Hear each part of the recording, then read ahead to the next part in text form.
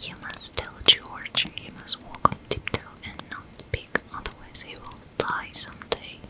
Then you must go to the nursery and stand on a chair, or the nurse's bed, and put your ear to this big tube that leads down to the kitchen, and when I whistle through it, you must speak in the tube and say, "Welcome, Santa Claus."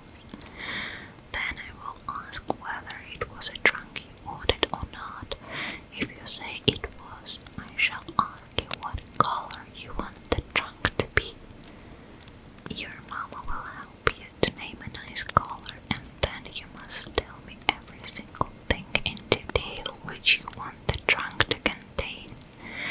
Then when I say goodbye and a Merry Christmas to my little Susie Clemens, you must say, "Goodbye, good old Santa Claus. I thank you very much, and please tell that little snowflake I'll look at her star tonight, and she must look down here.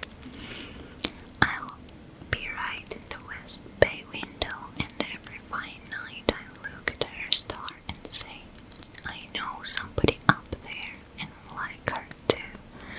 Then you must go down into the library and make George close all the doors that open into the main hall, and everybody must keep still for a little while. I'll go to the moon and get those things, and in a few minutes I'll come down the chimney that belongs to the fireplace that is in the hall. If it is a trunk you want, because I couldn't get such a thing as a trunk down the nursery chimney, you know. People may talk if they want until they hear my footsteps in the hall.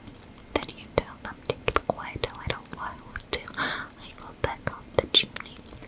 Maybe you will not hear my footsteps at all, so you may go now and then and peep through the dining room doors, and by you will see that thing which you want right under the piano in the drawing room, for I shall put it there.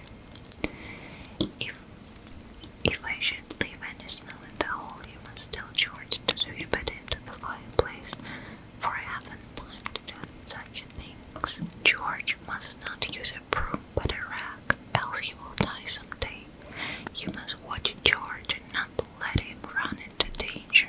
If my boot should leave a stain on the marble, George must not always stone it away. Leave it there always in memory of my visit, and whenever you look at it or show it to anybody, you must let it remind you to be a good little girl. Whenever you are naughty and somebody points to that mark which your good old Santa Claus's boot made on the marble, what will you say?